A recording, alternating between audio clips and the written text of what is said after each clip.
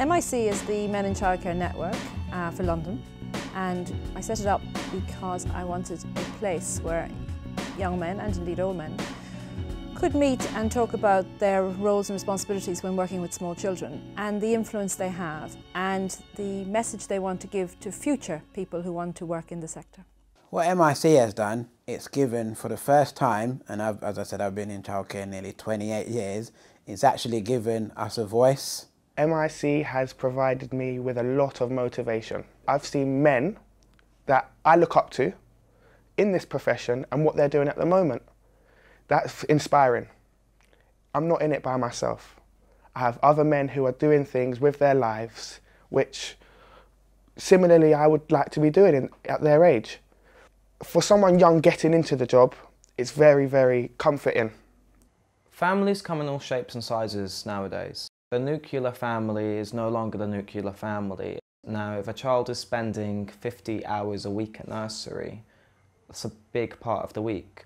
I feel that they should see males as well, and they need to see males as positive role models. I mean, younger boys, especially in nurseries, really benefit from having a male around because they're amazed. It's like, oh, there's a guy here, and it's not just the males, even the young female children are amazed and they see you as somebody new. And I don't think a male brings anything specifically different than a female brings, except for their presence.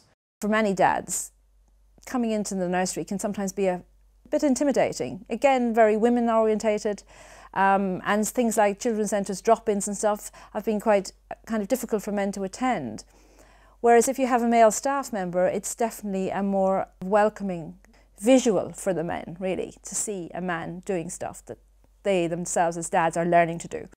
If we want to get more men working in childcare, we've got to celebrate why we work in childcare and tell people why we do this.